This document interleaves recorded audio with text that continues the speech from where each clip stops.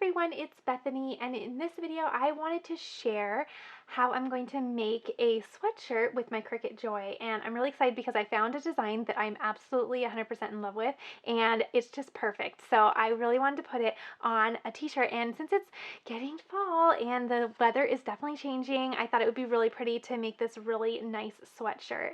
So I'm going to be doing that today, and a couple announcements I want to make. One announcement I want to make is that we are going to be doing a 15-day Cricut gift guide that's going to be starting on November 1st. So I'm really excited. Please be sure you're subscribed because it is going to be amazing. I have put so much of my heart into it, and it's going to be 15 days back to back of gifts that you can make for your friends, for your family, and it's going to be really, really fun.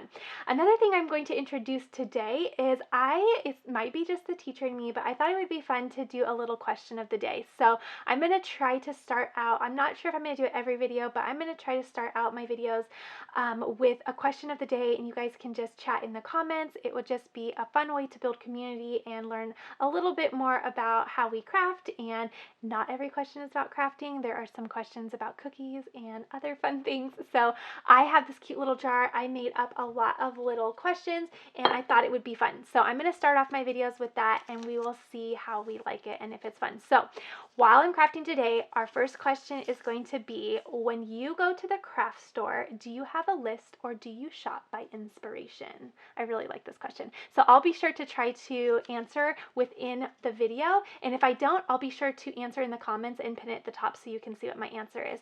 So once again, if you go or when you go to the craft store, it's definitely a when and not an if question, right? When you go to the craft store, do you have a list or do you shop by inspiration? Okay, so now what I'm going to do is size my little design here. I am going to be using a sweatshirt. I'm going to use Smart Iron-On in white.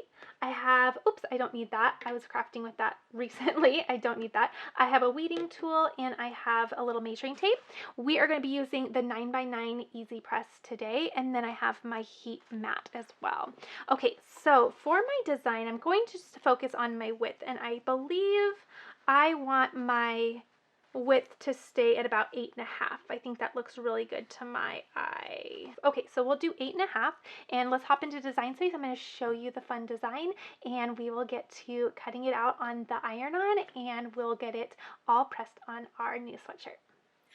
Okay, so this is the design that we're going to be working with, and I think it's going to look really pretty on a sweatshirt. I'll be sure to link it below in case you want to see where I purchased it from, in case you want to make something as well. And remember, you don't have to make a sweatshirt. You could make a t-shirt, you could make a coffee mug, you could make a wooden sign, but I just loved how this looked. So I am going to go ahead and size this. Again, I'm making sure that my width is at that 8.5. So I'm just going to size that down a little bit. Okay, so I'm about 8.5, a little over, that's okay. I'm going to actually unlock this as well, and I am going to just make this about 2.8 in height. So right under 3 inches. Okay, so that looks good to my eye. Now what I'm going to do is I am going to go ahead and make sure my Joy is selected, which it is. There are no restrictions popping up, which means that my sizing is perfect for the Joy, so that's great. And then I'm going to go ahead and select Make It. Now what I'm going to do is I'm going to say without a mat, because I'm using the Joy Smart material, so I can do matless cutting. I'm going to say mirror, because you need to mirror everyday iron-on or smart iron-on. Any type of iron-on or HTV that you're working with, you need to mirror. And then I'm going to go ahead and select continue. We're going to locate the Joy. I'm going to browse all my materials and click Smart Iron-On and click done.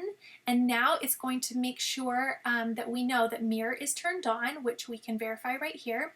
And then we need to make sure that the iron-on material is face down. So it wants us to do shiny side down on the mat. All right, let's go ahead and load the machine. Okay, so I have my iron-on here, and it wants us to make sure that the shiny side is face down. So I'm going to flip this over. There's an obvious shiny side, and there's an obvious dull side. So that shiny side needs to go down. I'm going to go ahead and auto-load my material, and it's going to pull it all the way in and out to make sure I have enough material to complete the cut.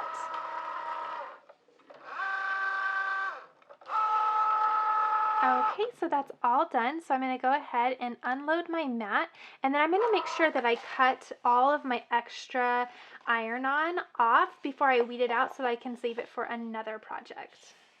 Okay, so I am going to show you guys the Bright Pad today. I've been promising I would show you it. If you guys don't know what it is, it's essentially a big bright screen that you can place your material on when you are ready to weed, and it can help illuminate the lines just so you can have a better time seeing it. So there is a little power button right on the side here, so you just press it on. There are plus and minus buttons. So of course plus will make it brighter, and then the minus will reduce the amount of brightness. So it can help just to help you see the lines a little bit better. I thought it might be helpful for this. It's not making a huge difference, I will be honest. I don't bring mine out very much, to be honest. I think I've only used it a couple of times, but I thought it might be worth a try for this white because it is a little difficult to see. So let me know if you guys have used a Bright Pad and if you find it helpful or not. It's obviously not going to be super obvious on screen for help with weeding out, but in person it's a little bit easier to see. So I've heard it actually works really well with glitter. I have not used mine to do glitter yet, but I've heard that that can be helpful as well. So I'm going to go ahead and get this weeded out. I'm going to go ahead and reduce that a little bit, and we will get our design all ready to go for our sweatshirt. Okay, so I have the perimeter all taken off, and now I can just go through real quick and grab the little middle pieces. I love working with iron-on. It's so beginner friendly, so if you haven't worked with it yet, then definitely encourage you to give it a try. And I'm just grabbing all the little middles, making sure that I have everything that I need here. Okay, so we are all set. Okay, so I'll go ahead and turn that around, and we will have our design all weeded out and ready to go. Okay, so now I'm going to go ahead and place my Bright Pad back in its place. I will bring out the heat press mat, and I have my EasyPress all preheated and ready to go, and we will get to pressing.